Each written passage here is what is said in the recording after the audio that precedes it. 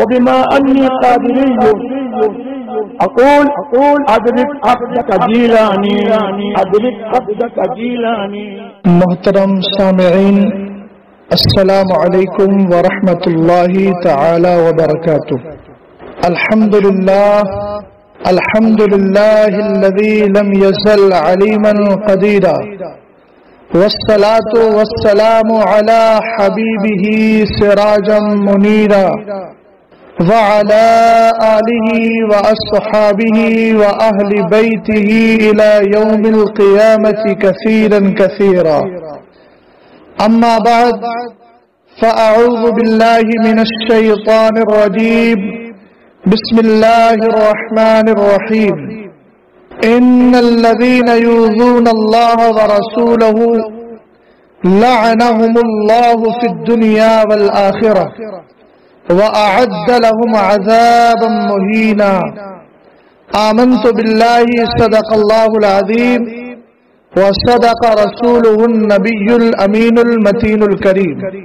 میں سب سے پہلے مبارکباد پیش کرتا ہوں جماعت ردائے مصطفیٰ کے ان مخلص افراد کو کہ جنہوں نے تحفظ ناموس رسالت کے لیے آن لائن یہ اسلامی پروگرام رکھا اور بارگاہ رسالت مآب صلی اللہ تعالی علیہ وسلم میں اپنی محبت کا ثبوت پیش کیا، اور ساتھ ہی قابل مبارکباد قابل صد افتخار ہیں ہمارے قائد ملت شہزادہ تاج شریعت قاضی القضات فی الہند حضرت علامہ مولانا مفتی محمد اسجد رضا خان دامت برکاتہم العالیہ کہ جن کی قیادت و سیادت میں بفضل اللہ تعالی یہ دینی سرگرمیاں چل رہی ہیں اور انشاءاللہ الرحمن چلتی رہیں گی.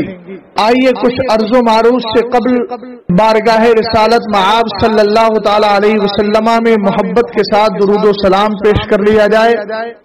پڑھیں درود پاک. اللہ رب محمد صلی اللہ علیہ وسلم نحن عباد محمد صلی اللہ علیہ وسلم صلاۃ و سلام علیک یا رسول اللہ یا نبی اللہ یا حبیب اللہ صلی اللہ تعالی علیہ وسلم.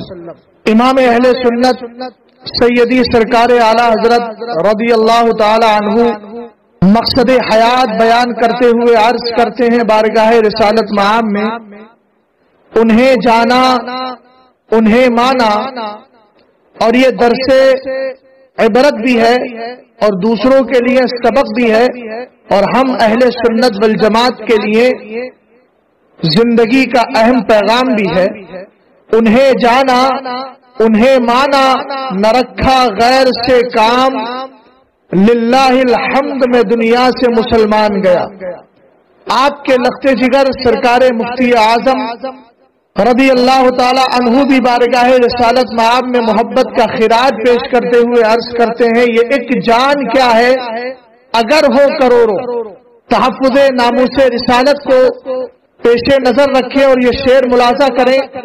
یہ ایک جان کیا ہے اگر ہو کروڑوں، تیرے نام پر سب کو وارا کروں میں. اور اپنے جد امجد امام اہل سنت اور اپنے محسن و کرم فرما مربی آقا و سردار اور اپنے نانا سرکار مفتی اعظم رضی اللہ تعالی عنہما کی روش پر چلتے ہوئے اسی پیغام کو آگے بڑھاتے ہوئے سرکار تاج شریعت فرماتے ہیں، اہل سنت سے خطاب کرتے ہیں، پیغام دیتے ہیں، نبی سے جو ہو بے گانا اسے دل سے جدا کر دو. نبی سے جو ہو بے گانا اسے دل سے جدا کر دو. پدر مادر برادر جان و دل ان پر فدا کر دو. پدر مادر برادر جان و دل ان پر فدا کر دو. معزز سامعین، ایک شاعر نے محبتوں کا خراج اس طریقے سے پیش کیا، محمد کی محبت کا رشتہ سب رشتوں سے اعلیٰ ہے، محمد کی محبت کا رشتہ سب رشتوں سے اعلیٰ ہے، یہ رشتہ قانون کے سب رشتوں سے بالا ہے۔ محمد متاع عالم ایجاد سے پیارا، پدر مادر برادر مال و جاں اولاد سے پیارا۔ میں نے قرآن پاک کی بڑی مشہور آیت کریمہ کی تلاوت کی۔ اللہ تعالیٰ قرآن میں ارشاد فرماتا ہے ان الذین یؤذون اللہ ورسولہ، بے شک جو ایذا دیتے ہیں اللہ اور اس کے رسول کو، لعنہم اللہ فی الدنیا والآخرہ، ان پر اللہ کی لعنت ہے دنیا اور آخرت میں، وأعد لهم عذابا مہینا، اور اللہ تعالیٰ نے ان کے لیے ذلت کا عذاب تیار کر رکھا ہے۔ آج آپ دنیا اسلام بلکہ پوری کائنات کا مشاہدہ کیجئے کہ ہر جگہ ایک بے چینی کا ماحول پھیلا ہوا ہے، پیدا ہو گیا ہے۔ دشمنان اسلام یہ صہیونی طاقتیں بار بار مسلمانوں کے دلوں کو زخمی کرتی ہوئی نظر آ رہی ہیں، اور اس نبی برحق کی شان میں کبھی زبان سے کبھی اپنے عمل سے گستاخیاں کرتے ہوئے نظر آ رہے ہیں کہ جس نبی برحق کے لیے اللہ رب العزت نے امت مسلمہ کو ادب و احترام کا دامن تھامنے کے لیے کہا ہے۔ سرکار دو عالم صلی اللہ تعالی علیہ وسلم کی محبت ہمارا عین ایمان ہے۔ سرکار دو عالم صلی اللہ تعالی علیہ وسلم کی محبت ہمارے ایمان کی علامت ہے، ہمارے ایمان کی پہچان ہے۔ سرکار تاج الشریعہ نور اللہ مرقدہ اپنی کتاب سد المشارع میں اس مفہوم کو واضح کرتے ہیں کہ جو لوگ آقا کریم علیہ السلام سے بیگانہ ہونے کی بات کرتے ہیں اور مستغنی ہونے کی بات کرتے ہیں، وہ سنیں کہ کلمہ لا الہ الا اللہ سے مکمل نہیں ہوتا جب تک کہ محمد الرسول اللہ کو نہ ملا لیا جائے۔ قرآن پاک میں اللہ نے مصطفیٰ کریم علیہ السلام کے ادب و احترام کا ہمیں حکم دیا ہے، اور یہ ادب و احترام کسی ایک چیز میں نہیں بلکہ ہر چیز میں ادب و احترام ملحوظ خاطر رکھنے کا ہمیں حکم دیا۔ اپنے قول میں بھی مصطفیٰ کریم علیہ السلام کی تعظیم و تکریم ادب و احترام ملحوظ خاطر رکھو، اپنے فعل میں بھی مصطفیٰ کریم علیہ السلام کا ادب و احترام ملحوظ خاطر رکھو۔ اٹھاؤ قرآن پاک، اللہ تعالیٰ سورہ بقرہ میں پہلے پاری کے اندر ارشاد فرماتا ہے یا ایھا الذین آمنوا لا تقولوا راعنا وقولوا انظرنا، اے ایمان والو میرے محبوب کو راعنا کہہ کر نہ پکارو، اگر کوئی بات سمجھ میں نہیں آتی ہے تو انظرنا کہو، انظرنا کہو، یعنی مصطفیٰ کریم علیہ السلام کی بارگاہ میں اگر آپ کو بولنا ہے تب بھی ادب کا دامن ملحوظ خاطر رہنا چاہیے۔ احکام کی پیروی کا مسئلہ لے لیجئے، قرآن نے کہا اذا قضى الله ورسوله امرا ان يكون لهم الخيار، جب اللہ اس کے رسول کا فیصلہ آ جائے تو پھر کسی کو اختیار نہیں رہتا۔ خورد و نوش کی بات لے لیجئے، کھانے پینے میں بھی مصطفیٰ کریم علیہ السلام ہی کی روش اختیار کرنا ہے، اور وہاں بھی ملحوظ تعظیم و تکریم کو ملحوظ خاطر رکھنا ہے۔ قرآن فرماتا ہے لقد كان لكم في رسول الله اسوة حسنة، اس کے آگے مصطفیٰ کریم علیہ السلام کا ادب و احترام سکھاتے ہوئے، ادب و احترام کی تعلیم دیتے ہوئے ہمیں قرآن نے کیا کہا کہ اگر چلنا ہو، اٹھنا ہو، بیٹھنا ہو تب بھی مصطفیٰ کریم علیہ السلام کی بارگاہ کا ادب ملحوظ خاطر رکھنا ہے۔ قرآن کہتا ہے یا ایھا الذین آمنوا لا تقدموا بین یدی اللہ ورسولہ، مصطفیٰ کریم سے آگے نہیں نکلنا ہے۔ عبادات میں تعظیم کا مسئلہ ہو تو قرآن نے کہا یا ایھا الذین آمنوا استجیبوا للہ وللرسول اذا دعاکم لما یحییکم، اگر مصطفیٰ کریم علیہ السلام تمہیں بلائیں اور تم حالت نماز میں ہو تو پہلے تمہیں مصطفیٰ کریم علیہ السلام کے ادب کی تعظیم و تکریم کرنا ہے، ان کے حکم کو بجا لانا ہے۔ اور ایک جگہ حدیث پاک میں سرکار فرماتے ہیں صلوا کما رأیتمونی اصلی، تم ایسے ہی نماز پڑھو جیسے تم مجھے نماز پڑھتے ہوئے دیکھ رہے ہو۔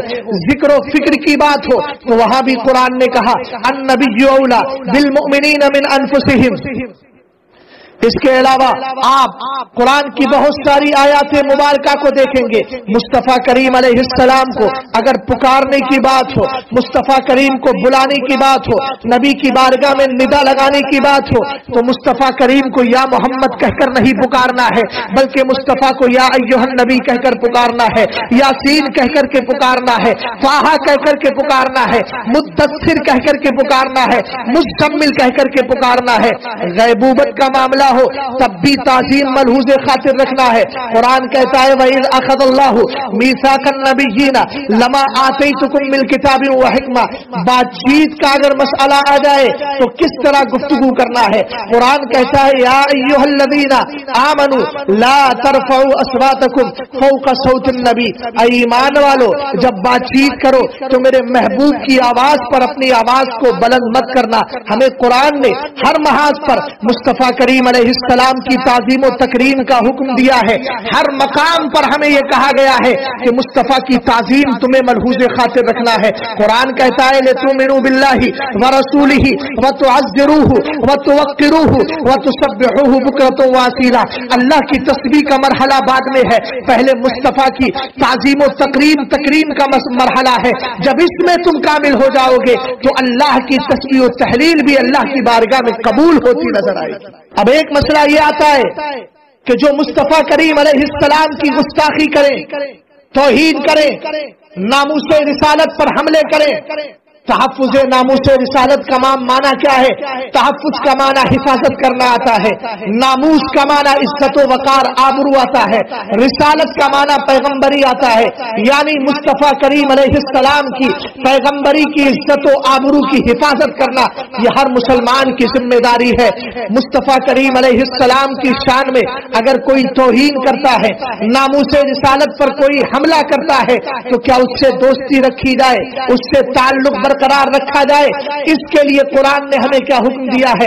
اٹھائیے سورہ مجادلہ کو پڑھیے، سورہ مجادلہ کی آخری آیت مبارکہ۔ قرآن فرماتا ہے لا تجد قوم یؤمنون باللہ والیوم الآخر یوادون من حاد اللہ ورسولہ ولو كانوا آباءهم او ابناءهم او اخوانهم او عشیرتهم اولئک كتب في قلوبهم الایمان وأيدهم بروح منه ويدخلهم جنات تجری من تحتها الانہار خالدین فیہا رضی اللہ عنہم ورضوا عنہ اولئک حزب اللہ الا ان حزب اللہ هم المفلحون۔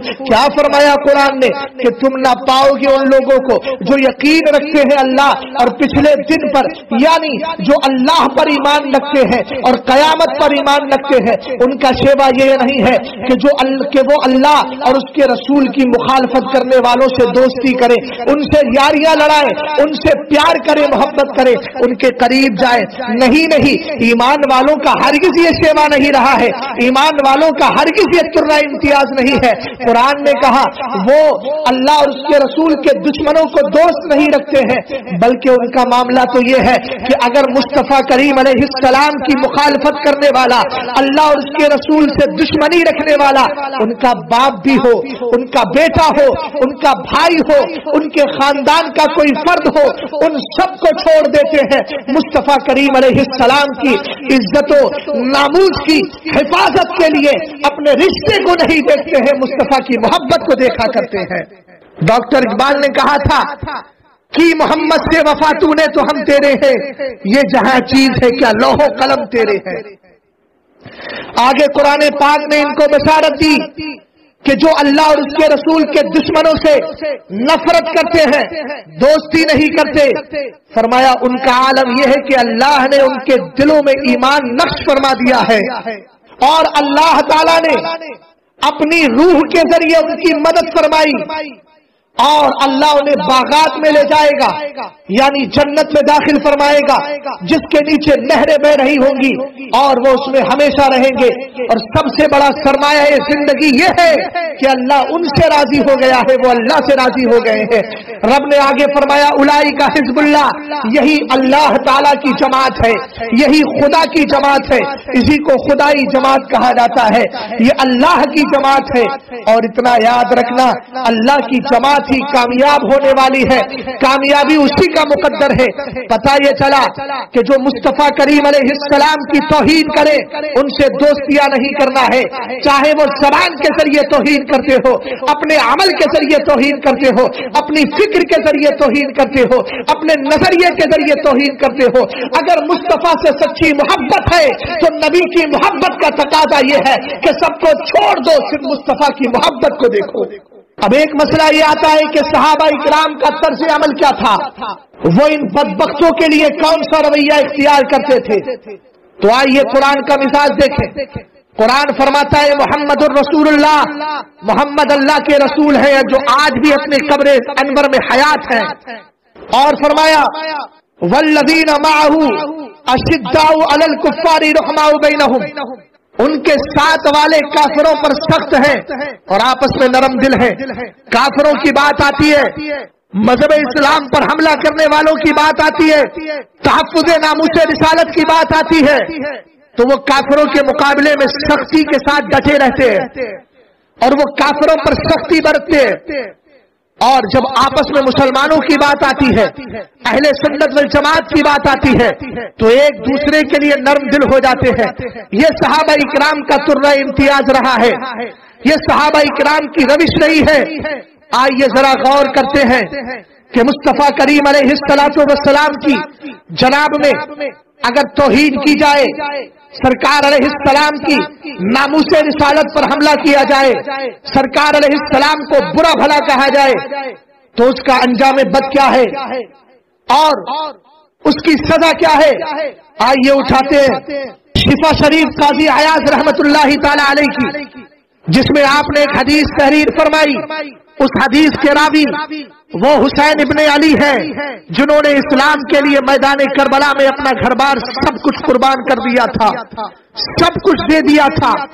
وہ حضرت علی رضی اللہ تعالیٰ عنہ یعنی اپنے باپ سے روایت کرتے ہیں کہ آقا کریم علیہ السلام نے فرمایا من سب نبیا فاقتلوہ ومن سب اصحابی فاضربوہ، فرمایا اگر کوئی نبی کی شان میں گستاخی کرے، اگر کسی نبی پر سب و شتم کرے، اس کو اس کی شان میں توہین کرے، تو اس کا انجام فقتلوہ، اس کو قتل کر دو۔ ومن سب اصحابی، اور اگر کوئی میرے صحابہ کو برا کہے، میرے یاروں کو برا کہے، فضربوہ، تو اس کو مارو، کوڑے لگاؤ، اس لیے کہ نبی کا گستاخ قتل کا حقدار ہے اور صحابی کا گستاخ مار کا، ضرب کا حقدار ہے۔ آگے بڑھے، یہ تو آقا کریم علیہ السلام نے ایک نظریہ دیا، نبی کی شان میں توہین کرنے والے کا انجام یہ ہوگا، اس کو قتل کر دیا جائے، مگر نظریے کے ساتھ، تھیوری کے ساتھ کیا پریکٹیکل بھی ہے؟ کیا سرکار علیہ السلام نے صرف نظریہ دیا ہے یا مصطفیٰ کریم علیہ السلام نے اپنے صحابہ کو اپنی توہین رسالت کرنے پر قتل کے لیے حکم بھی دیا ہے، تحریر بھی فرمائی ہے، ان کو ابھارا بھی ہے؟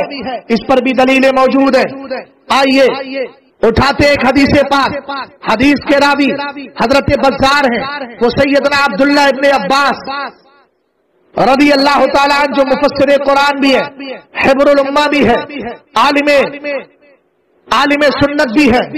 وہ فرماتے ہیں کہ عقبہ ابن ابی معیط جس نے سرکار علیہ السلام کی بارگاہ میں گستاخی کی تھی، جب اس کو قتل کیا جا رہا تھا تو اس نے یہ ندا لگائی تھی، قریش کو کہا تھا یا معاشر قریش ما لی یقتل من بینکم صبرا، اس نے کہا تھا اے قریشیوں، اے جماعت قریش، مجھے یہ بتاؤ کہ تمہارے ہوتے ہوئے مجھے کیوں قتل کیا جا رہا ہے؟ ابھی قریش کی طرف سے کوئی جواب نہیں آیا تھا کہ آقا کریم علیہ السلام نے خود جواب ارشاد فرمایا بکفری کا وافترائی کا علی رسول اللہ، تو نے مصطفیٰ کریم علیہ السلام تو نے کفر کیا ہے اور مصطفیٰ کریم علیہ السلام پر افطرا یعنی جھوٹ باندھا ہے۔ آقا کریم علیہ السلام خود فرما رہے اپنے لیے کہ تو نے اللہ کے رسول پر جھوٹ باندھا ہے، اللہ کے رسول پر تو نے کس بیانی سے کام لیا ہے، اس لیے تجھے قتل کیا جا رہا ہے۔ کیا سبق ملا؟ سبق یہ ملا کہ آقا کریم علیہ السلام کی شان میں گستاخی کرنے والا اس دنیا پر، اس دھرتی پر رہنے کے قابل نہیں ہے، اس کا انجام بد یہی ہے کہ اس کو دنیا ہی سے اٹھا دیا جائے۔ حضرت عبدالرزاق کی حدیث بھی سن لیجیے، وہ فرماتے ہیں سبہ رجل، یعنی آقا کریم علیہ السلام کو ایک شخص نے سب و شتم کیا، سرکار علیہ السلام کی شان میں گستاخی کی۔ رسول کریم علیہ السلام نے جب یہ سنا، آقا کریم علیہ السلام نے ارشاد فرمایا من یکفینی عدوی، میری طرف سے اس کافر کا کام تمام کون کرے گا؟ صحابہ اکرام کو آقا کریم علیہ السلام کا یہ جملہ پہنچتا ہے، کانوں سے میرے نبی کا یہ فرمان ٹکراتا ہے، حضرت زبیر کھڑے ہو جاتے ہیں۔ حضرت زبیر کہتے ہیں یا رسول اللہ انا سرکار میں اس خدمت کے لیے تیار ہوں، اپنی جان کو نہیں دیکھا ہے، اپنے مال کو نہیں دیکھا ہے، اپنے جاہ و جلال کو نہیں دیکھا ہے۔ ارے دشمن سے مقابلے کی بات ہے، ہو سکتا ہے کہ الٹا وار ہو کر جان بھی دینا پڑے، مگر حضرت زبیر نے کہا تھا یہ جان ہمارے لیے نہیں ہے، یہ جان تو مصطفیٰ کریم علیہ السلام کے لیے ہے۔ قرآن کہتا ہے النبی اولی بالمؤمنین من انفسہم، یہ نبی تمہاری جانوں کے تم سے زیادہ حقدار ہیں۔ سرکار تاج شریعت نے یہی تو پیغام دیا تھا، زندگی یہ نہیں ہے کسی کے لیے، زندگی ہے نبی کی، نبی کے لیے۔ بہرحال حضرت زبیر رضی اللہ تعالیٰ عنہ نے آقا کریم علیہ السلام کی جناب میں عرض کیا سرکار میں راضی ہوں، سرکار میں تیار ہوں، سرکار میں مقابلے کے لیے تیار ہوں۔ فبارزہ، مقابلہ ہو جاتا ہے، فقتلہ الزبیر، اللہ نے حضرت زبیر کو شجاعت عطا فرمائی، حضرت زبیر کو فتح و نصرت ملتی ہے۔ آپ اس بدبخت گستاخ کا کام تمام کر دیتے ہیں اور رہتی دنیا تک کے لیے یہ پیغام دے کر کے جاتے ہیں اگر محمد سے محبت کرتے ہو تو اپنی عزت، اپنی جان مال سب کچھ مصطفیٰ کے قدموں پر ڈھیر کر دینا، تبھی تمہیں کامیابی ملے گی۔ گستاخی کا معاملہ اگر مد سے ہو تب بھی وہ واجب القتل ہے، اور اگر کسی عورت سے تعلق رکھتا ہو، یہ ہمارے قریبی پڑوسی ملک کے رہنے والے اور وہاں حکمرانی کرنے والے حکمرانوں کے لیے درس عبرت ہے، جنہوں نے ایک گستاخ ملعون آسیہ کو رہائی دے کر کے محبت رسول سے عملاً کنارہ کش ہونے کا ثبوت دیا تھا۔ مگر سنو، میں سب کو پیغام دے رہا ہوں، خاص کر ان کو جنہوں نے اس چیز کی طرف توجہ نہیں دی۔ سرکار علیہ السلام کی شان میں ایک عورت تھی جو گستاخی کیا کرتی تھی۔ وروی ایضا ان امرأة كانت تسبه صلی اللہ علیہ وسلم فقال من يكفيني عدوتي، ایک عورت میرے نبی علیہ السلام کی بارگاہ میں گالیاں نکالتی تھی، برا بھلا کہتی تھی، سب و شتم کرتی تھی، منحوس عورت اہانت کرتی تھی، تو آقا کریم علیہ السلام نے فرمایا من یکفینی عدوتی، اس بدبخت دشمن کے لیے کون میری طرف سے کھڑا ہوگا اور کون اس کا کام تمام کرے گا؟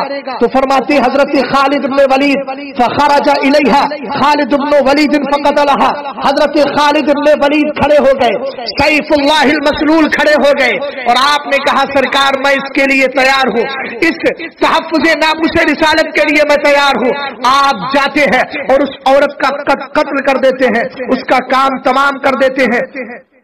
پیارے، آپ نے کبھی غور کیا کہ نبی کریم علیہ السلام کے صحابہ اکرام ان منحوس بدبخت لوگوں کا قتل اسی لیے کر رہے تھے تاکہ دنیا سنیت کو یہ پتہ چل جائے کہ مصطفیٰ کریم علیہ السلام کی محبت کے بغیر نہ ہم دنیا میں کامیاب ہو سکتے ہیں، نہ آخرت میں ہمیں کامیابی مل سکتی ہے۔ بڑا مشہور واقعہ ہے کعب ابن اشرف کا، جو یہودی تھا اور بہت بڑا بدبخت تھا، سرکار علیہ السلام کی شان میں گستاخیاں کیا کرتا تھا۔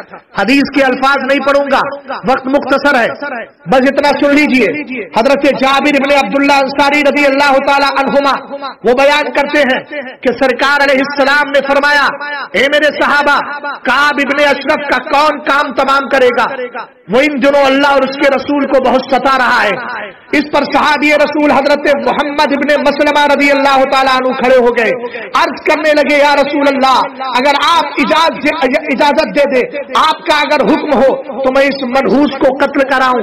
سرکار علیہ السلام نے فرمایا ہاں، اس کو قتل کرنا مجھے پسند ہے، میں یہ چاہتا ہوں کہ اس توہین کرنے والے شخص کو قتل کر دیا جائے۔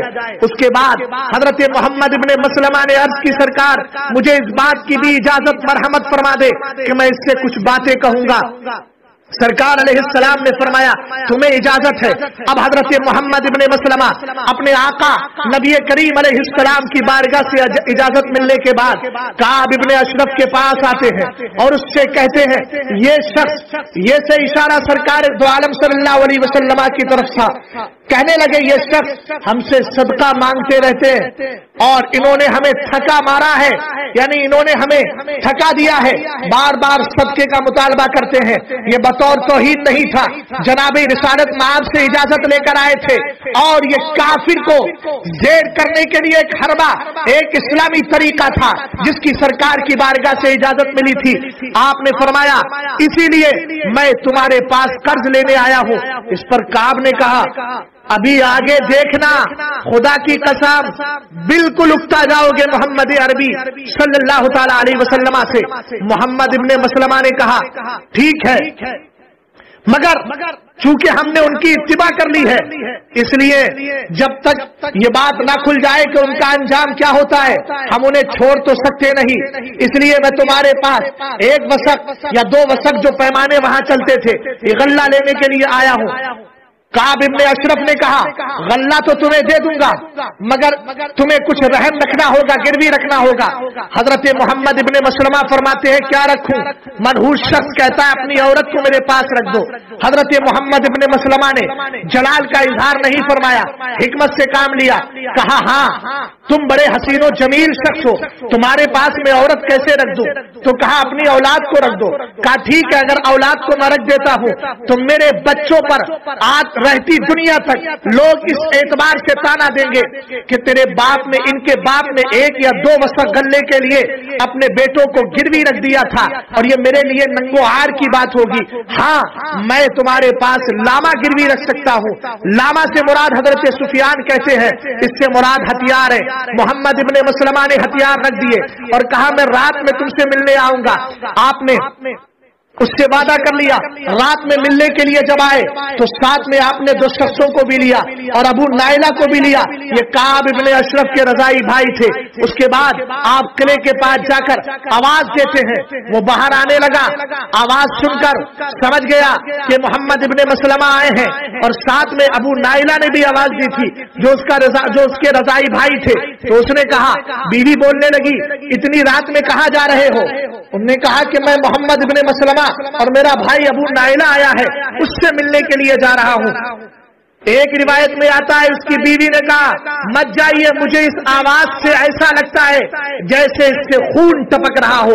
کعب نے جواب دیا بڑی عجیب عورت ہو، میرا بھائی محمد ابن مسلمہ ہے اور میرا رضائی بھائی ابو نائلہ ہے.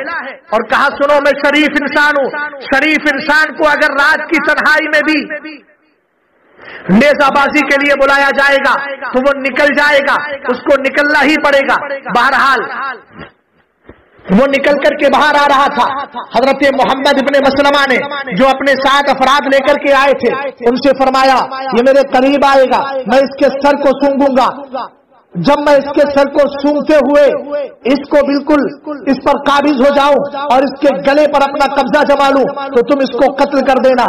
کعب ابن اشرف نکل کر کے آتا ہے، اس کے جسم سے خوشبو پھوٹ رہی تھی. حضرت محمد ابن مسلمہ نے فرمایا رضی اللہ تعالی عنہ، کہا تمہارے جسم سے بڑی خوشبو آ رہی ہے، ایسی خوشبو تو میں نے سونگھی نہیں. تو محمد ابن مسلمہ کو جواب دیتا ہے، کہتا ہے میرے پاس عرب کی ایک ایسی عورت ہے جو ہمیشہ عطر ہی لگائے رہتی ہے.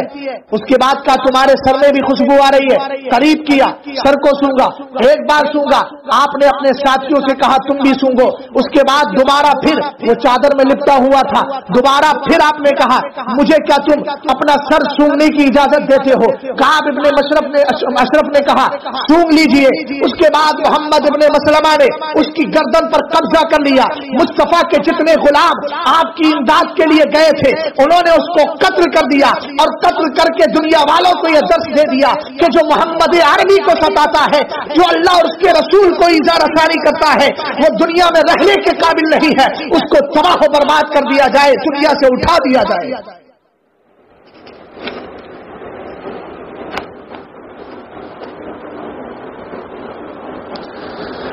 آپ ذرا غور کیجئے گا، فتح مکہ کا وہ منظر جس میں سرکار علیہ السلام کے صحابہ کی بولی تھی، ان کی ندا تھی الیوم یوم الملحمہ. سرکار نے ایک لفظ، ایک حرف بدل کر فرمایا تھا الیوم یوم المرحمہ. آقا کریم علیہ السلام اس دن رحم فرما رہے تھے، گستاخیاں کرنے والوں کو معاف، اسلام کے خلاف اٹھنے والوں کو معاف کیا تھا، مگر 4 ایسے شخص تھے کہ جن کو آقا کریم علیہ السلام نے معاف نہیں کیا. ان میں ایک شخص تھا عبداللہ ابن قتل، دوسرے عبداللہ ابن ابی سراح، اور تیسرا جو شخص تھے وہ اکرمہ ابن ابی جہل،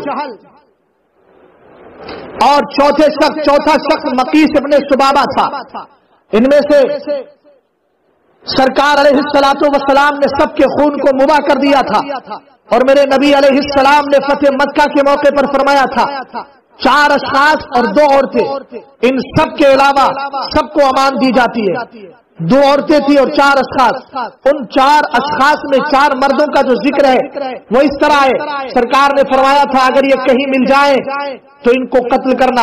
حدیث کے الفاظ ہے اقتلوہم، انہیں مار ڈالو، وَإِن وَجَدْتُمُوهُمْ مُتَعَلِّقِينَ بِأَسْتَارِ الْكَعْبَةِ، اگرچہ یہ خانہ کعبہ کے غلاف سے چپٹے ہوئے ہو، ان کو وہی قتل کرنا ہے. ارے وہ حرم جس کو اللہ نے حرم بنایا تھا، مصطفیٰ کریم علیہ السلام نے وہاں بھی ان گستاخوں کو قتل کرنے کا حکم دے دیا تھا. اس سے پتہ چلتا ہے کہ گستاخ رسول اگر حرم شریف میں بھی ہو تو اس کو وہاں بھی قتل کیا جائے، یہ اس کی حرمت کو پامال کرنا نہیں ہوگا. ان میں اکرمہ ابن ابی جہل، عبداللہ ابن قتل، مقیس ابن سبابہ، عبداللہ ابن سعد ابن ابی سر. عبداللہ ابن قتل کے بارے میں آتا ہے فودری کا وہو متعلق باستار الکعبہ، وہ خانہ کعبہ کے خلاف سے چپٹا ہوا تھا، لوگوں نے اس کو پایا وہیں قتل کر دیا. مقیس کے تعلق سے آتا ہے اس کو لوگوں نے بازار میں پایا اور اس کو قتل کر دیا. حضرت اکرمہ ابن جہل جو ابھی تک مسلمان نہیں ہوئے تھے، یہ کشتی کے ذریعے چلے گئے، راہ فرار اختیار کی، اور ان کی کشتی ایک طوفان سے ٹکرا جاتی ہے. جب آپ نے دیکھا کہ بچنے کی کوئی صورت نہیں ہے تو رب کی بارگاہ میں عرض کی ان انت عافیتنی مما انا فیہ ان آتی محمد صلی اللہ علیہ وسلم حتی اضع یدی فی یدہ فلا اجدنہ عفوا کریما فجاء فاسلم. حضرت اکرمہ ابن ابی جہل نے جب یہ دیکھا کہ طوفان سامنے ہے تو آپ نے اللہ کی بارگاہ میں عرض کی مولا اگر تو مجھے اس طوفان سے بچا دے گا تو میں تیری بارگاہ میں عہد لیتا ہوں، میں عہد و پیمان لیتا ہوں کہ محمد عربی صلی اللہ علیہ وسلم کی بارگاہ میں حاضر ہو کر ان کے ہاتھ پر بیعت کر لوں گا. مجھے معلوم ہے کہ محمد عربی درگزر کرنے والے ہیں، محمد عربی معاف کرنے والے ہیں، کرم فرمانے والے ہیں. روایت میں آتا ہے آپ کی کشتی محفوظ ہو جاتی ہے، آپ بھور سے نکل جاتے ہیں، مصطفیٰ کریم کی بارگاہ میں آ کر کے کلمہ پڑھ لیتے ہیں. لیکن ایک شخص عبداللہ ابن سرا ان کے تعلق سے آتا ہے کہ ان کو حضرت عثمان غنی رضی اللہ تعالی عنہ نے اپنے یہاں پناہ دے دی. وہ چونکہ پناہ لینے آئے تھے تو پناہ دے دی. آقا کریم علیہ السلام نے جب بیعت کے لیے لوگوں کو بلایا تو ان کو بھی حضرت عثمان غنی نے کھڑا کر دیا. آقا کریم علیہ السلام سے عرض کرتے ہیں حضرت عثمان غنی بایع عبداللہ، سرکار عبداللہ ابن ابی سرا سے آپ بیعت کر لیجئے. سرکار علیہ السلام نے رفع راسہ اپنا سر اٹھایا، اس کو ایک بار دیکھا، دوسری بار دیکھا، تیسری بار جا کر پھر آپ نے اس کو بیعت کیا. ہر بار آپ منع کر رہے تھے مگر 3 بار کے بعد آپ نے اس کو بیعت کر لیا. پہلی بار دیکھا سر اٹھا کر منع کر دیا، دوسری بار دیکھا منع کر دیا، تیسری بار دیکھا منع کر دیا، اور تیسری بار کے بعد آقا کریم علیہ السلام نے اس شخص کو بیعت کر لیا. مگر میرے نبی علیہ السلام صحابہ کرام سے محو گفتگو ہوتے ہیں، روئے سخن آپ ان کی جانب کرتے ہوئے فرماتے ہیں اما کانا فیکم رجل رشید یقوم الی ھذا حیث رانی کففت یدی عن بیعتہ فیقتلہ. فرمایا ہے میرے صحابہ کیا تم میں کوئی سمجھدار انسان نہ تھا کہ وہ کھڑا ہوتا اور عبداللہ کو قتل کر ڈالتا. جب اس نے مجھے یہ دیکھا کہ میں بار بار اس کو بیعت کرنے سے انکار کر رہا تھا تو یہ دیکھ کر وہ اس کو قتل کر ڈالتا. صحابہ اکرام نے عرض کی سرکار ہمیں آپ کا ارادہ پاک معلوم نہ ہو سکا. میرے آقا آپ اپنی آنکھ مبارک سے ہلا او ماتا الینا بعینکا، سرکار آپ نے اپنی چشم مبارک سے اشارہ کیوں نہیں کیا؟ تب میرے نبی نے ارشاد فرمایا انہ لا ينبغی لنبی ان یکون له خائنۃ اعین. بخاری اور مسلم، بخاری اور نسائی کی یہ حدیث ہے. فرمایا کسی نبی کی یہ شان نہیں ہے کہ وہ آنکھوں سے اشارے کرے. سرکار علیہ السلام نے صحابہ اکرام سے یہ آخری جملہ ارشاد فرما کر اس طرف ذہن دیا تھا کہ جو سرکار علیہ السلام کا گستاخ ہو، جو کسی نبی کو سب و شتم کرتا ہو، وہ شخص قابل قتل ہے، اس کو قتل کر دینا چاہیے. آئیے اور آگے بڑھتے ہیں. نبی کریم علیہ الصلوۃ والسلام کی بارگاہ میں ناموس رسالت کی حفاظت و سیانت میں کھڑے ہونے والے صرف اکھیارے ہی نہیں، نابینا حضرات میں بھی بہت سارے افراد ملیں گے. آئیے میں صحابی رسول کا ذکر کرتا ہوں. ایک صحابی تھے، نابینا تھے، حضرت عبداللہ ابن عباس رضی اللہ تعالیٰ عنہ فرماتے ہیں ان کی ایک ام ولد لونڈی تھی، یعنی ایک ایسی باندی تھی جس سے آپ نے جمع کیا تھا اور اس سے بچہ بھی ہوا تھا اور دو بچے آپ کے تھے، مگر وہ نبی کریم علیہ الصلوۃ والسلام کی شان میں گستاخی کرتی تھی. اس حدیث پاک کو ابو داؤد اور سنن نسائی میں روایت کیا گیا ہے. فرماتے ان نابینا شخص سے منع کرتے تھے آقا کریم علیہ السلام کی بارگاہ میں بھونکنا بند کر دے، نبی کریم علیہ الصلوۃ والسلام کی بارگاہ میں تو گستاخیاں کرنا بند کر دے، مگر یہ عورت مانتی نہیں تھی. ایک دن آپ کو جلال آ گیا اور جلال آنے کے بعد آپ نے رسول کریم علیہ الصلوۃ والسلام کی عزت و ناموس کے لیے خنجر اٹھایا اور اس کے پیٹ میں دھسا دیا، وہ مر گئی. جب صبح کو وہ مردہ پائی گئی، لوگوں نے اس کا تذکرہ نبی کریم علیہ السلام سے کیا.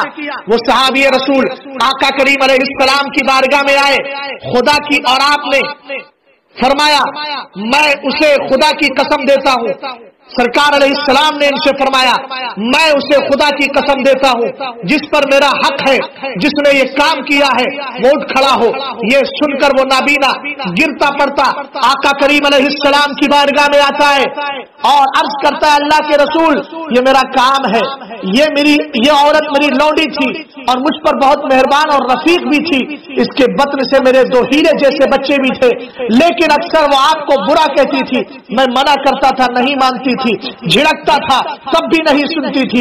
کہا آخر گزشتہ رات کو اس نے آپ صلی اللہ علیہ وسلم کا تذکرہ کیا اور آپ کی جناب میں اس نے گستاخی کی. کہا مجھ سے رہا نہیں گیا، آپ کی محبت غالب آتی ہے، میں نے خنجر اٹھا کے اس کے پیٹ میں ڈال دیا اور دنیا والوں کو آپ نے اس عمل سے درس دیا تھا کہ جو گستاخی رسول ہوتا ہے وہ دنیا میں جینے کے قابل نہیں ہوتا. اور میں آنکھوں سے نابینا ہی تو ہوں، مگر اتنا یاد رکھو ہاتھوں میں اللہ نے مجھے طاقت دی ہے، میں اس طاقت کا استعمال بھی تحفظ ناموس رسالت کے لیے کر رہا ہوں.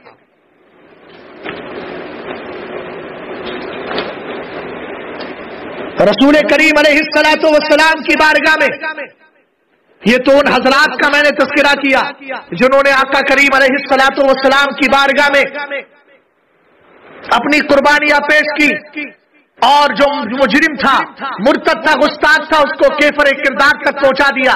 مگر آؤ ان پیاروں میں سے چند پیاروں کے واقعات بھی تو سن لو جنہوں نے مصطفیٰ کریم علیہ السلام کے نام پر تحفظ ناموس رسالت کے لیے مجرموں کے ہاتھ سے اپنے گلے کٹوا لیے ہیں، مگر آقا کریم علیہ السلام کی ناموس رسالت پر آنچ نہیں آنے دی ہے. آئیے ذرا ان میں سے 2 صحابیوں کا میں ذکر کر دیتا ہوں تاکہ پتہ چل جائے تحفظ ناموس رسالت کا مسئلہ یہ 2-4 سال کا نہیں 1400 سال سے چلا آ رہا ہے. اس پر کبھی قربانیاں پیش کی گئی ہیں تو مجرم کو کیفر کردار تک پہنچایا گیا ہے، اور کبھی تحفظ ناموس رسالت کے لیے اپنی جانوں کو پیش کر دیا گیا ہے اور ہنستے ہنستے اپنی جانیں قربان کر دی ہیں اور بتا دیا ہے ہماری جانوں کی کوئی قیمت نہیں ہے، مصطفیٰ کی ناموس رسالت کی سب کچھ قیمت ہے. شہدائے ناموس رسالت میں ایک شہید ناموس رسالت، عاشق مصطفیٰ، صحابی مصطفیٰ، کائنات کے لیے عظیم مثال پیش کرنے والے حضرت سیدنا خبیب ابن عدی رضی اللہ تعالیٰ عنہ ہیں، جن کو مشرکین نے گرفتار کر لیا ہے، گرفتار کر لیا گیا، پھانسی کا وقت قریب آتا ہے۔ انہوں نے آپ کو سولی پر چڑھانے کے لیے ایک بہت بڑی صلیب تیار کی تھی، ساری تیاریاں ہیں۔ حضرت خبیب ابن عدی رضی اللہ تعالیٰ عنہ سے پوچھا گیا آپ کی آخری خواہش کیا ہے؟ آپ نے فرمایا نماز پڑھنا ہے۔ 2 رکعت نماز آپ نے آہستہ آواز سے ادا کی، حلاوت ایمانی سے جی مچل رہا تھا اور دل میں آ رہا تھا کہ ان رکعات کو لمبا کر لیں، زندگی کی آخری رکعتیں ہیں، مگر آپ نے سوچا اگر میں نے نماز کو لمبا کر لیا تو قاتلوں کی طرف سے یہ اعتراض اٹھ جائے گا کہ موت کے ڈر کی وجہ سے انہوں نے نماز کو لمبا کر دیا ہے۔ مگر آپ نے نماز کو لمبا نہیں کیا، متوسط درجے سے نماز ادا کی۔ پھر آپ نے آسمان کی طرف اپنے ہاتھ اٹھائے، ہاتھ اٹھا کر رب کی بارگاہ میں عرض کرتے ہیں مولا ایک ایک کر کے گن لے اور ٹکڑے کر کے مار دے۔ پھر بڑی جرات اور اطمینان کے ساتھ ان کفار کی طرف متوجہ ہوتے ہیں۔ دشمنان حق نے کھجور کے تنوں سے جو صلیب تیار کی تھی اس کے اوپر حضرت خبیب رضی اللہ تعالی عنہ کو باندھ دیا، ہر طرف سے مضبوطی کے ساتھ باندھ دیا ہے۔ مشرک دشمنی کا بدترین مظاہرہ کرنے کے لیے تیار ہے، نیزہ باز کھڑے ہیں تاکہ نیزہ بازی کی جائے۔ سولی پر لٹکے بہادر کے ساتھ جانوروں جیسا سلوک کیا جا رہا ہے، مگر آقا کریم علیہ السلام کا یہ دیوانہ تحفظ ناموس رسالت کے لیے سب کچھ قربان کرنے کو تیار ہے۔ پیشانی پر، چمکتی ہوئی پیشانی پر سکینت نازل ہو رہی ہے، تلواریں بوٹیاں اڑانے کے لیے تیار ہے، مگر چہرے پر شکن نہیں پڑتی ہے۔ عروہ اور موسیٰ نے اس روایت میں اتنا اور اضافہ کیا ہے، لما رفعوا خبیبا علی الخشبہ، جب انہوں نے حضرت خبیب کو اسی صلیب پر چڑھا دیا اور صلیب سے باندھ دیا، اٹھا کر وہاں رکھ دیا، تو انہوں نے کہا نادوہ یناشدوہ، نادوہ یناشدوہ۔ اس کے بعد آپ کی طرف بڑھتے ہیں اور بڑھ کر کے ان سے کہتے ہیں، کیا کہتے ہیں؟ تحب ان محمد مکانک، کیا تم یہ چاہتے ہو کہ محمد عربی تمہاری جگہ ہوتے اور تم صحیح و سالم اپنے گھر والوں میں ہوتے؟ حضرت خبیب نے محبت بھرے انداز میں جلال میں آ کر کے فرمایا تھا واللہ العظیم ما احب ان یفتینی بشوکۃ یساکھا فی قدمیہ فضحکوا منہ۔ کہا رے تم تو یہ کہہ رہے ہو کہ مصطفیٰ کریم علیہ السلام اس جگہ ہوتے تو خبیب کو خوشی ہوتی اور خبیب خوش ہوتا، اپنے گھر والوں کے ساتھ صحیح صلاح سالم ہو کر اس کو فرحت و شادمانی ہوتی۔ کہا نہیں، میں بلند و بالا رب کی قسم کھا کر کہہ رہا ہوں خبیب کو تو بھی اتنا بھی پسند نہیں ہے کہ محمد عربی کے جسم ناپاک میں کوئی معمولی کانٹا بھی چبھ جائے، محمد عربی کا یہ غلام تو اتنا بھی پسند نہیں کرتا۔ یہ تھے حضرت خبیب رضی اللہ تعالیٰ عنہ کے محبت بھرے جملے جو ہمیں درس عبرت دے رہے تھے۔ اپنے کاروبار میں لگنے والوں، اپنی اولاد میں خوش و خرم ہونے والوں، اپنے رشتہ داروں کے ساتھ ہنسی مذاق چھٹے کرنے والوں، اپنے گھروں میں ٹی وی چینلوں پر دنیا بھر کی ڈیبیٹ سننے والوں، تم کہاں کھوئے ہوئے ہو؟ تمہاری زندگی کا مقصد اپنے جان و مال کی حفاظت نہیں ہے، محمد عربی کے نام پر سب کچھ قربان کرنا تمہاری زندگی کا مقصد ہے۔ تحفظ ناموس رسالت کے لیے ایک نام اور ملتا ہے جو حبیب ابن زید کا ہے، جنہوں نے مصطفیٰ کریم علیہ السلام کی تحفظ ناموس رسالت کی تحفظ کے لیے مصطفیٰ کریم علیہ السلام کی محبت میں اپنی جان کو پیش کیا تھا۔ اور اس واقعے کو حضرت عبد الغنی نے جو حنبلی ہے انہوں نے بھی تحریر کیا ہے۔ اور یہ واقعہ کیا ہے؟ مسیلمہ کذاب، اس نے جب دعوی نبوت کیا تو اس نے سرکار علیہ السلام کے صحابی حضرت حبیب ابن زید کو بلایا اور اس سے کہنے لگا تشہد انی رسول اللہ، کیا تم گواہی دیتے ہو کہ میں اللہ کا رسول ہوں؟ آپ نے فرمایا لا اسمعو، تو گواہی کی بات کرتا ہے، میں تو تیرا یہ جملہ سننا بھی پسند نہیں کرتا۔ پھر اس نے کہا تشہد ان محمد رسول اللہ، یہ گواہی دیتے ہو کہ محمد اللہ کے رسول ہے؟ آپ نے فرمایا ہاں۔ تو اس نے کہا ان کا ہاتھ کاٹ دیا جائے۔ پھر وہ یہی سوال کرتا رہا کیا محمد اللہ کے رسول ہے؟ آپ کہتے ہاں محمد اللہ کے رسول ہے۔ پھر کہتا کیا گواہی دیتے ہو میں اللہ کا رسول ہوں؟ آپ فرماتے گواہی تو دور کی بات، میں تیرا منحوس جملہ سننا بھی نہیں چاہتا۔ پھر اس نے دوسرا ہاتھ کاٹنے کا حکم دیا اور پھر آپ کے مبارک آپ کے دونوں ہاتھوں کو کاندھوں سمیت کٹوا دیا اور آپ کے دونوں مبارک کا پیروں کو اس نے کمر سے کٹوا دیا، آپ کے جسم کے ٹکڑے ٹکڑے کر دیے اور یہی پوچھتا رہا کیا گواہی دیتے ہو کہ میں اللہ کا رسول ہوں؟ سرکار علیہ السلام نے فرمایا، میں سرکار علیہ السلام کے صحابی عاشق مصطفیٰ حبیب ابن زید نے فرمایا میں تو یہ جملہ سننا بھی پسند نہیں کرتا۔ تو کیا تم یہ گواہی دیتے ہو محمد اللہ کے رسول ہے؟ کہا ہاں۔ فحرقہ بالنار، یہاں تک کہ اس نے آپ کو آگ میں ڈلوا دیا اور یہی کہتا رہا اور آپ بھی یہی کہتے رہے میں یہ گواہی دیتا ہوں محمد اللہ کے رسول ہے، مگر یہ نہیں سننا چاہتا کہ تو اللہ کا رسول ہے۔ اس نے آگ میں آپ کو ڈلوایا حتی مات، یہاں تک کہ آپ اللہ کی بارگاہ میں پہنچ گئے، جا بحق ہو گئے۔ انا للہ و انا الیہ راجعون۔ آئیے ذرا ایک ایسا واقعہ بھی سنا دوں کہ جو تحفظ ناموس رسالت کے لیے اٹھتا ہے، کبھی جان قربان کرنا بھی پڑتی ہے، مگر کبھی ایسا بھی ہوتا ہے جو تحفظ ناموس رسالت کے لیے اٹھتا ہے اس کے لیے غیب سے مدد ایسی آتی ہے، اللہ کی مدد آتی ہے، زمانے کو پتہ چل جاتا ہے مسلمان ہی حق پر ہیں، تحفظ ناموس رسالت کے لیے کھڑے ہو کر قربانیاں پیش کرنے والے ہی حق پر ہیں۔ آؤ اٹھاؤ حضرت ابو مسلم خولانی رحمت اللہ تعالی علیہ کا یہ واقعہ جس کو متعدد محدثین نے ذکر کیا ہے، حضرت ابو مسلم خولانی رضی اللہ تعالیٰ عنہ، آپ کا نام عبداللہ ابن صوب ہے، آپ امت محمدیہ کے جلیل القدر بزرگ ہیں۔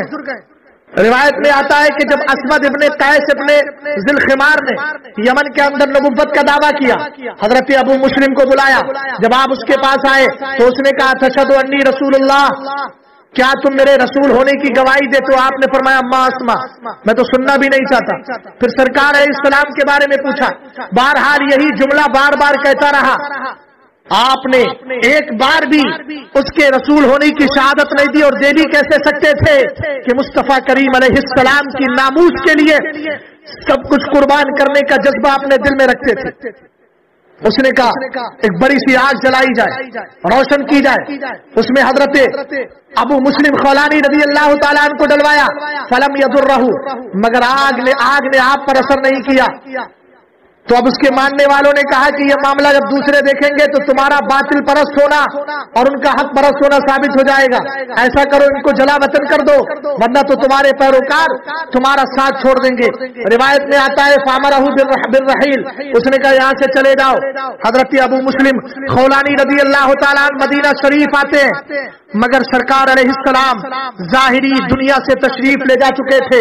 حضرت ابو بکر صدیق اکبر خلیفہ تھے، حضرت ابو مسلم خولانی نے اپنی سواری کو مسجد نبوی شریف کے دروازے پر باندھا، مسجد شریف میں داخل ہوئے، فقام یصلی الی ساریۃ فبصر به عمر بن الخطاب رضی اللہ تعالیٰ عنہ، تو ایک ستون کے سامنے کھڑے ہو کر اس کی آڑ میں آپ نماز پڑھنے کے لیے کھڑے ہو گئے۔ حضرت عمر بن خطاب نے آپ کو دیکھا، آپ بھی وہیں جا کر کے بیٹھ جاتے۔ جب وہ نماز سے فارغ ہوئے ایک اجنبی شخص، اجنبی چہرہ تھا، پوچھنے لگے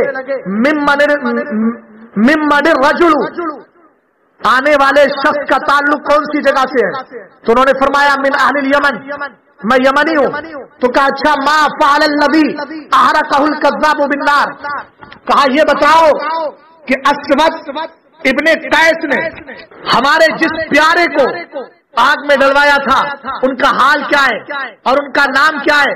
تو حضرت عمر ابن خطاب رضی اللہ تعالیٰ عنہ سے واقعے کو چھپایا آپ نے، اور آپ نے صرف نام بتا دیا کہ ان کا نام عبداللہ ابن صوب ہے، مگر آپ جانتے ہیں سرکار فرماتے اتقوا فراست المومن فإنہ ینظر بنور اللہ، اللہ ایمان والی کی فراست سے ڈرو، زیرک اور ہوشیاری سے ڈرو اور بچو، چونکہ وہ اللہ کے نور سے دیکھتا ہے، اللہ کے نور سے دیکھتا ہے۔ آپ نے پہچان لیا अपने नूरे ईमानी की बुनियाद पर पहचान लिया और कहा नशत्तु का बिल्ला अंता हुआ, मैं तुम्हें कसम देकर, अल्लाह की कसम देकर पूछता हूँ, ये बताओ तुम ही हो? उन्होंने कहा मैं ही हूँ।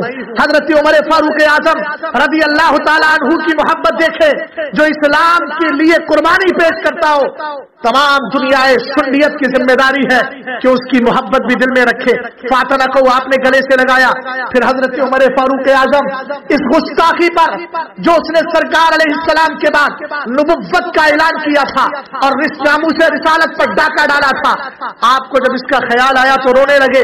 फिर आप उनको लेकर चले और कहाँ गए? हजरत अबू बकर के पास, और उनको अपने और हजरत अबू बकर के बीच में बिठाया और बिठा कर रब की बारगाह में अर्ज करते हैं, अल्हम्दुलिल्लाहिल्लज़ी लम युमितनी हत्ता अरानी फी उम्मति मुहम्मदिन मन फ़अला बिही कमा फ़अला बि इब्राहीम खलीलुर रहमान।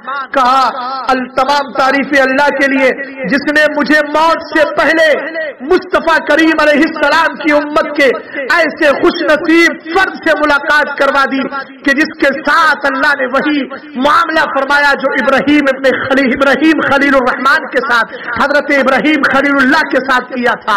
यानी जिस तरह हजरत इब्राहीम पर नारे नमरूद को गुलजार बनाया गया था, यहाँ पर भी असवद की आग और नार को गुलजार बना दिया गया है।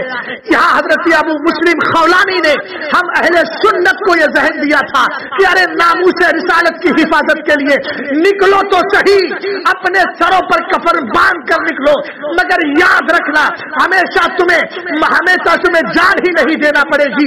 रब की मदद आएगी, तुम्हारी जान भी बच जाएगी और तुम्हारा इस्लाम सरबुलंद होता नजर आएगा। बहुत सारी कुर्बानियां, यह सिलसिला चलता रहा। नामूसे रिसालत की हिफाजत के लिए हमारे उलमा ने कोड़े खाए, उम्मत मुस्लिमा के अफराद ने कोड़े खाए। और माजी करीब में हमने देखा कि कभी हमें गाजी इल्मुद्दीन मिला है, कभी हमें मुमताज कादरी की शक्ल में अपनी कुर्बानी पेश करने वाला हजरत खुबैब इब्ने अदी की सुन्नत को जिंदा करने वाले अफराद मिले हैं। और अल्हम्दुलिल्लाह ये सिलसिला चलता रहेगा।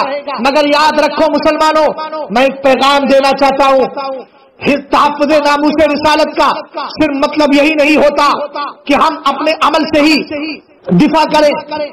हम जो भी हैसियत रखते हैं उस हैसियत से दिफा करना हमारी जिम्मेदारी है। क्योंकि आका करीम अलैहिस्सलाम ने जब ये देखा कि कुफ्फारे कुरैश मेरी हिजो कर रहे हैं, तब नबी करीम अलैहिस्सलातु वस्सलाम ने फरमाया, मा यमनउल कौमल्लज़ीना नसरू रसूलल्लाहि बिसलाहिहिम अन यंसुरूहु बिअलसिनतिहिम फक़ाल हस्सान इब्न साबित रज़ियल्लाहु तआला अना लहा या रसूलल्लाह। मुशरिकीन कुरैश नबी करीम अलैहिस्सलाम की शान में ज़बानी गुस्ताखियां कर रहे थे। सरकार अलैहिस्सलाम ने फरमाया, उस कौम को क्या हुआ कि जिन्होंने अपने हथियारों से मोहम्मद अरबी की मदद की थी, वो ज़बान से मदद करने के लिए इस वक्त तैयार क्यों नजर नहीं आ रहे हैं? यानी कहना का मकसद यह है कि रसूल करीम अलैहिस्सलाम फरमा रहे, तुम सहाबा इकराम ने हथियारों के जरिए मेरी मदद की है, तो आप जबान के जरिए भी मदद करो और कुफ्फार की हिजो करो। हजरत हस्सान इब्ने साबित खड़े हो गए, अर्ज किया, सरकार मैं इस खिदमत के लिए तैयार हूँ। खिदमत तो अब्दुल्ला इब्ने रवाहा ने भी की थी और भी दीगर सहाबा ने की थी अपने अपने एतबार से, मगर हजरत हस्सान इब्ने साबित रज़ी अल्लाह तआला अन्हु खड़े होकर यह अशआर लिखते हैं और कहते हैं, हजौता मुहम्मदन फाजबतु अन्हु व इंदल्लाहि फी ज़ाकल जज़ा। फरमाया, ए मुखातब, ये हजरत अबू सुफियान से कहा था जो अभी तक मुसलमान नहीं हुए थे, कहा था कि तुमने मोहम्मद अरबी की हिजो की है, मैंने उसका जवाब दे दिया है। और याद रखो, इस खिदमत के लिए, इस तहफ़्फ़ुज़े नामूसे रिसालत की खिदमत के लिए मैं दुनिया वालों से अज्र का तालिब नहीं हूँ, मेरा सवाब मेरे रब की बारगाह में है। और उसके बाद फरमाया था, लिसानी सारिमुल ला ऐब फी व बहरी ला तुकद्दिरुहु अद्दला। फरमाया था, मेरी जबान नहीं, ये तलवार है, तलवार बेऐब तलवार है, और मेरा जो शेरों का समंदर है उसको कभी भी तुम्हारी इन बातों के डोल गदला नहीं कर सकते। और उसके बाद एक मोहब्बत भरा जुमला दिया था, दर्स इबरत, फइन्ना अबी व वालिदती व इर्ज़ी, لعرض محمد منکم وقا، فرمایا تھا لوگوں میری ماں، میرا باپ، میری عزت سب مصطفیٰ کریم علیہ السلام کی عزت کے لیے ڈھال ہے۔ کہا کہنے کا مقصد یہ ہے کہ میں اپنے باپ کو بھی، اپنی ماں کو بھی، اپنے عزت و وقار کو، سب کو مصطفیٰ کریم علیہ السلام کے قدم پر نچھاور کر رہا ہوں۔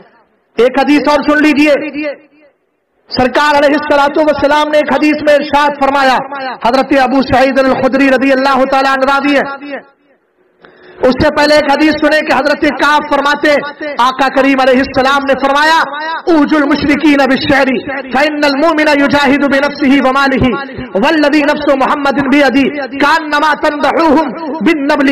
سرکار علیہ السلام نے پچھلی روایت سے متعلق ہی ہے، فرمایا تھا مشرکین کو کہ ہجو کرو اپنے شعر کے ذریعے، کیونکہ مومن تو وہ ہوتا ہے جو اللہ کی راہ میں اور مصطفیٰ کریم کی ناموس کے لیے اپنی جان سے بھی لڑتا ہے اور اپنے مال سے بھی لڑا کرتا ہے۔ حضرت ابو سعید الخدری رضی اللہ تعالیٰ عنہ فرماتے میں نے آقا کریم علیہ السلام کو فرماتی ہوئے سنا من رعا منکم منکرا فلیغیرہ بے ادی، تم میں سے جو کوئی برائی کو دیکھے اپنے ہاتھ سے اس کو دور کرے، فإن لم يستطع فبلسانی، ہاتھ سے دور کرنے کی طاقت نہیں رکھتا ہے تو زبان سے کرے، اور اگر زبان سے دور کرنے کی طاقت نہیں رکھتا ہے تو دل سے اس کو برا جانے، یہ ایمان کا سب سے ادنا درجہ ہے۔ اب آؤ ذرا پیغام سنو، حضرت حسان ابن ثابت کھڑے ہوئے تھے، سرکار نے کیا فرمایا تھا، ارے جب ہتھیاروں سے میری مدد کر رہے ہو تو زبان سے بھی مدد کرو۔ آقا کریم علیہ السلام کی اس حدیث سے ہمیں یہ سہل ملتا ہے کہ تحفظ ناموس رسالت کی ذمہ داری ہر عام و خاص کی ہے۔ حیثیت کے مطابق اگر کوئی سیاست میں ہے اور مصطفیٰ کریم علیہ السلام کی عزت و ناموس کے لیے اپنے سیاسی قدم کے ذریعے مدد کر سکتا ہے تو اس کو کھڑا ہونا ضروری ہے۔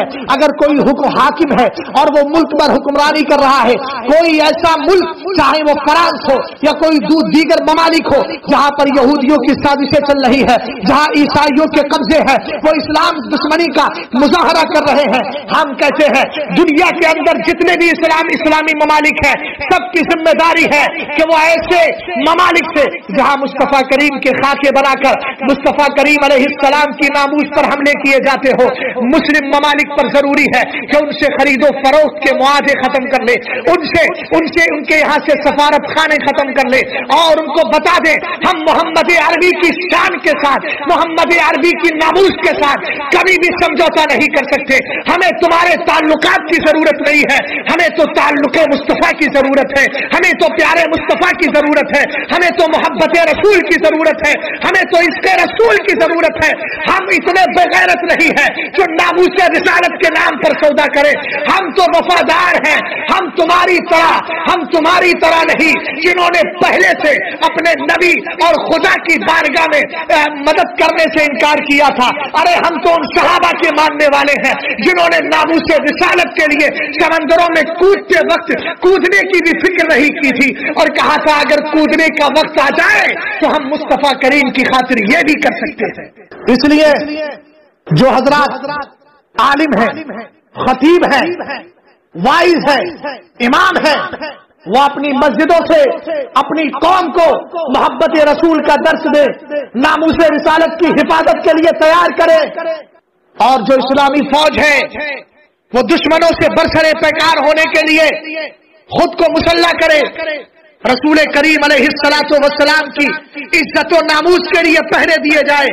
جن کو نیٹ کی دنیا میں مہارت ہے ان کی بھی ذمہ داری بنتی ہے کہ وہ مصطفیٰ کریم علیہ السلام کی شخصیت کے بارے میں اسلامی مواد فراہم کرے، اسلامی میٹر قوم تک پہنچائے، اور اس بدبخت قوم یہودی اور نصرانی ان کی مکاریوں سے پردے ہٹائے۔ مسلمانوں یہ تمہارے دشمن ہیں اور سب سے بڑا دشمن تمہارا یہودی ہے، اس کے بعد تمہارا دشمن مشرک ہے، اس کے بعد تمہارا دشمن جو ہے وہ نصرانی ہے۔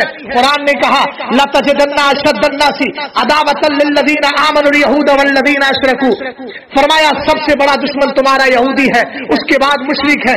ہاں یہودی اور مشرک کے بعد جو نصرانی ہے وہ نرم گوشہ رکھتے ہیں، مگر یاد رکھنا وہ بھی تمہارے مخالف ہیں۔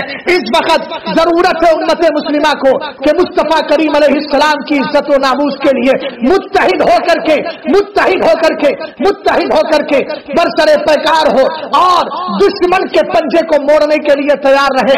اور اتنا یاد رکھیں کہ جو عام حضرات ہیں، عام لوگ ہیں، وہ یہ نہ سوچے ہم کس طریقے سے مصطفیٰ کریم علیہ السلام کی عزت و ناموس کے لیے پہرا دے.